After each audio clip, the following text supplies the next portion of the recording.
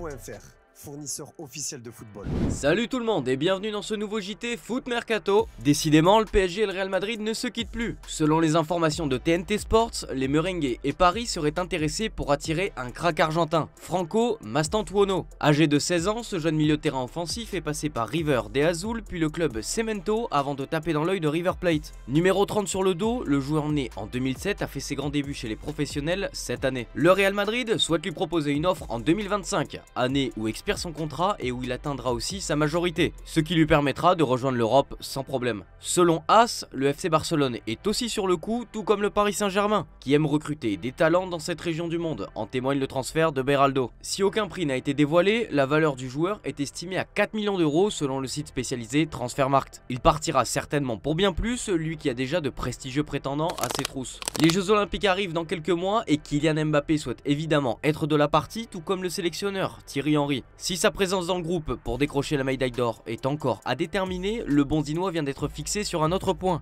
Malgré sa renommée mondiale, il est impossible pour la star parisienne d'être le porte-drapeau de la délégation française. Le Parisien révèle qu'il ne remplit pas certains critères pour occuper ce rôle, notamment celui d'avoir déjà fréquenté la grande scène olympique. Si Mbappé ne connaît pas encore son programme de l'été avec la sélection, il est en revanche certain de rallier Madrid en fin de saison. Selon les informations de Marca, la famille du joueur s'est donc empressée de venir dans la capitale espagnole il y a 10 jours pour trouver la future maison du joueur et étudier les possibilités. La maison pourrait coûter entre 12 et 16 millions d'euros selon le quartier demandé. Historiquement, les joueurs s'exilent plutôt en banlieue et dans le quartier de Valdebebas, comme c'était le cas de Zidane ou Cristiano Ronaldo. Mais depuis quelques années, ce quartier très sécurisé de Madrid est inaccessible à cause d'une trop forte demande. Mais pas d'inquiétude, Mbappé devrait bien avoir un toit à la rentrée. Le Bondinois prend les devants et prépare son futur. De son côté, le club de la capitale en fait de même et cherche donc son successeur. Si les noms de Victor Osimhen, Raphaël Leao, Marcus Rashford et de Mohamed Salah ont été cités, un nouveau nom vient de faire son apparition. En effet, El País, version colombienne, révèle que Luis Diaz plaît énormément au Paris Saint-Germain. Gêné un temps par des blessures, l'ailier a fini par s'imposer à Liverpool et comptabilise 38 apparitions pour un bilan de 11 buts et 3 passes décisives cette saison. El País explique qu'il risque de quitter les Reds qui ne sont pas forcément fermés à une vente du joueur, sous contrat jusqu'en 2027. Son départ pourrait aider à remplir les caisses afin de recruter et boucler les prolongations de Mohamed Salah et de Virgil van Dijk, qui sont prioritaires aux yeux de la direction des Reds. Le club français estime que c'est une belle opportunité de marché et pense à lui pour l'après Mbappé. L'AC Milan surveille également le Colombien. Le dossier de l'après Mbappé n'en est encore qu'à son commencement. À Marseille, il y a un homme qui change de dimension depuis quelques semaines, c'est Leonardo Balerdi. Forcément, sa qualité est remarquée et d'autres clubs européens souhaitent l'attirer. Bologne, en août 2022, avait proposé 8 millions d'euros, tout comme l'Ajax, quelques mois plus tard avec une offre de 15 millions. Et selon nos informations exclusives, l'OM a repoussé 2 offres venues de 2 grosses écuries de Serie A cet hiver. Sous contrat jusqu'en 2025, pas de doute que l'Argentin ne manquera pas de prétendants dès le prochain mercato. L'OM va beaucoup mieux, en partie grâce à la montée en puissance de Balerdi, mais surtout avec l'arrivée de Jean-Louis Gasset. Sur notre site, nous vous avons sollicité pour savoir si Marseille devait prolonger Gasset. Et bien selon vous, à près de 66%, vous estimez que oui, l'ancien sélectionneur de la Côte d'Ivoire doit étendre son bail dans la cité phocéenne. Une des 2 affiches de Ligue des Champions ce soir, c'est Dortmund qui reçoit le PSV Eindhoven. Le Borussia joue gros ce soir, tant sur le volet sportif qu'économique. En cas de qualification, le BVB pourrait toucher un bonus de 4 millions d'euros que lui a accordé Manchester United lors du transfert de Sancho en 2021, comme le rapporte Bild. Direction le Bayern Munich qui prépare l'après-Tourelle et souhaite changer son effectif sous l'impulsion du nouveau directeur sportif Max Eberl. En concertation avec ses dirigeants, ce dernier a établi une liste secrète de 5 noms pour le prochain mercato. Bild dévoile les noms inscrits sur cette liste en exclusivité. On y retrouve Chris Führich, sous contrat jusqu'en 2028 avec Stuttgart. Martin Zubimendi est aussi une priorité et le deal pourrait être facilité grâce à son agent, qui est le même que Xabi Alonso, approché pour occuper le banc de touche. Manu Koné du Borussia Mönchengladbach est le plan B. Le phénomène Jeremy Frimpong plaît aussi beaucoup. Il dispose d'une clause de 40 millions d'euros qu'il faut payer avant l'Euro.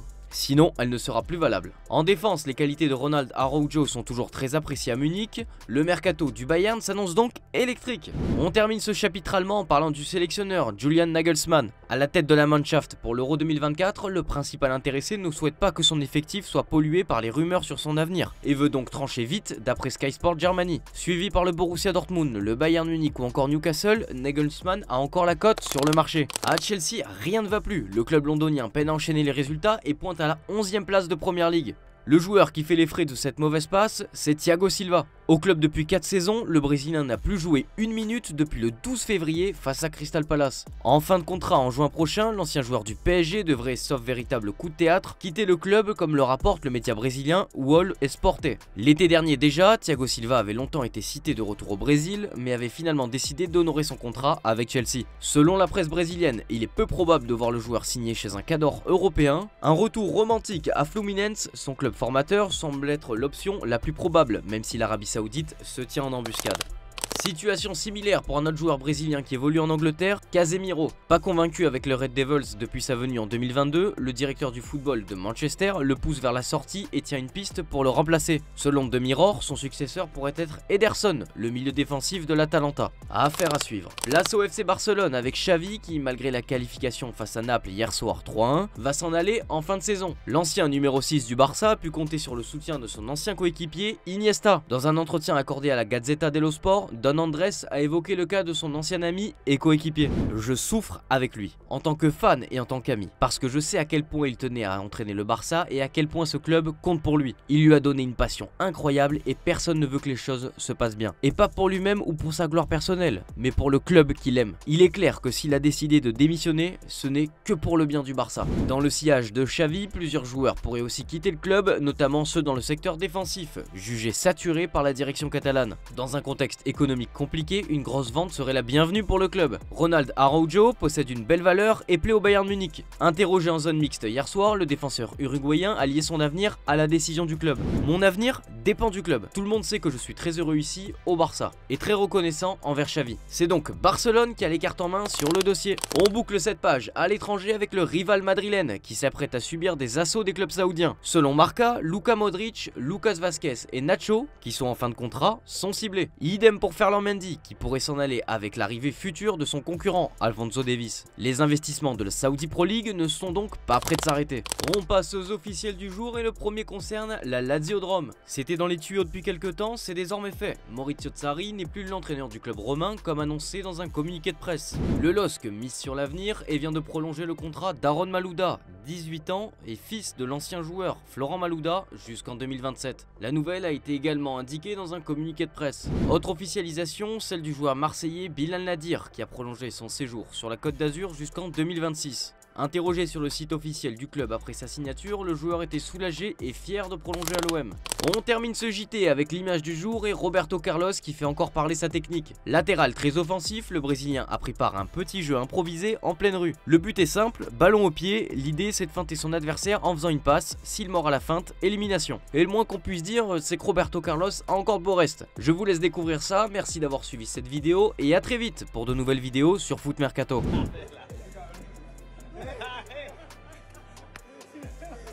Yo no vi un pelín y